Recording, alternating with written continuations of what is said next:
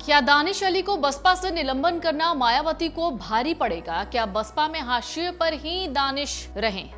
बसपा से दानिश अली का निलंबन किन दो सीटों पर बढ़ाएगा उथल पुथल? संसद में जोरदार तरीके से अपनी बात रखने के लिए मशहूर सांसद कुंवर दानिश अली के निलंबन से अमरोहा के साथ साथ मुरादाबाद लोकसभा सीट की भी सियासी तस्वीर बदलेगी।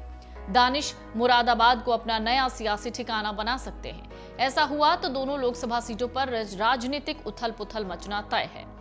अमरोहा में बसपा को नए सिरे से रणनीति बनानी होगी। अमरोहा में बसपा के साथ साथ सपा में नए दावेदारों के नाम बढ़ सकते हैं। वहीं दानिश के मुरादाबाद से ताल ठोकने की स्थिति में बनी तो सपा और कांग्रेस के टिकट के दावेदारों को अपना पैंतरा बदलना पड़ेगा। वर्ष 2019 के लोकसभा चुनाव में सपा और बसपा का गठबंधन था। मंडल की 6 लोकसभा सीटों में 3 पर बसपा और 3 पर सपा ने अपने उम्मीदवार चुनाव मैदान में उतारे थे। इस गठबंधन के आगे बीजेपी को मंडल में मुंह की खानी पड़ी। प्रदेश में गठबंधन ने मुरादाबाद मंडल में सबसे अच्छा प्रदर्शन किया। बसपा ने अमरोहा, बिजनौर, नगीना लोकसभा सीट पर जीत भी हासिल की। वहीं मुरादाबाद, संभल और रामपुर लोकसभा सीट पर सपा ने जीत का परचम लहराया। सियासी उतार चढ़ाव के बीच बसपा ने सांसद दानिश अली को निलंबित कर दिया, जिसे लेकर मंडल में सियासी हलचल बढ़ गई। बसपा ने दलित और मुस्लिम गठजोड़ के सहारे 20 साल बाद अमरोहा लोकसभा सीट पर जीत दर्ज की थी। ऐसी स्थिति में बसपा को इस फॉर्मूले पर नए सिरे से मंथन करना पड़ सकता है।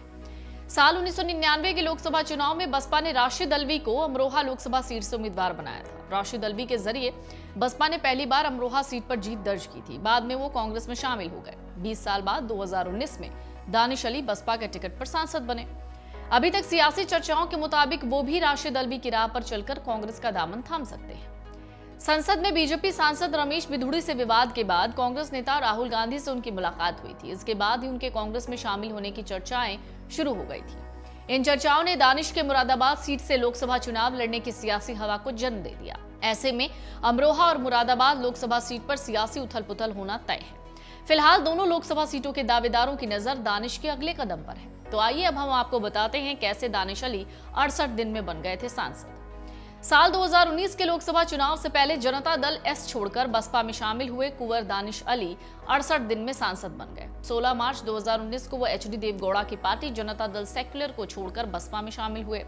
इसके 4 दिन बाद ही मायावती ने दानिश अली को अमरोहा लोकसभा सीट से बसपा का प्रत्याशी बना दिया। 23 मई 2019 को हुई मतगणना में वो विजयी घोषित हुए। इससे पहले गढ़ विधानसभा क्षेत्र के रहने वाले दानिश की पहचान जनता दल सेक्युलर के कद्दावर नेता के रूप में थी। दानिश अली बसपा के टिकट पर भले ही अमरोहा से सांसद बन गए, लेकिन वो पार्टी में हमेशा हाशिए पर रहे। कभी 3 तलाक के मुद्दे को लेकर, कभी अनुच्छेद 370 को लेकर उनके विचार पार्टी लाइन से अलग रहे। बसपा सुप्रीमो मायावती ने दानिश को 2 बार पार्टी संसदीय दल का नेता बनाया, लेकिन उनकी अलग धारा के कारण दोनों बार उन्हें इस पद से हटा दिया गया। बहुजन समाज पार्टी की राष्ट्रीय अध्यक्ष और पूर्व मुख्यमंत्री मायावती लोकसभा चुनाव के दृष्टिगत चल रही तैयारियों पर मंथन करने वाली हैं। पार्टी के प्रदेश मुख्यालय पर देश भर के वरिष्ठ पदाधिकारियों को बुलाया जा रहा है। इस दौरान बसपा सुप्रीमो अगले महीने अपने जन्मदिन के आयोजन को लेकर भी नए निर्देश देंगी। पार्टी प्रवक्ता के मुताबिक बैठक में वरिष्ठ पदाधिकारियों और राज्यों के वरिष्ठ नेताओं के साथ हालिया 4 राज्यों के विधानसभा चुनाव के नतीजों से उपजी चुनौतियों से निपटने की रणनीति भी तय की जाएगी। वहीं लोकसभा चुनाव के लिए मजबूत दावेदारी वाले उम्मीदवारों के नाम पर चर्चा होगी।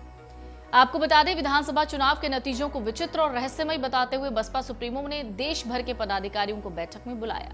अगर आप ये वीडियो YouTube पर देख रहे हैं तो हमारे चैनल को सब्सक्राइब करें और बेल आइकन को दबाना ना भूलें। अगर आप Facebook पर ये वीडियो देख रहे हैं तो हमारे पेज को लाइक करें।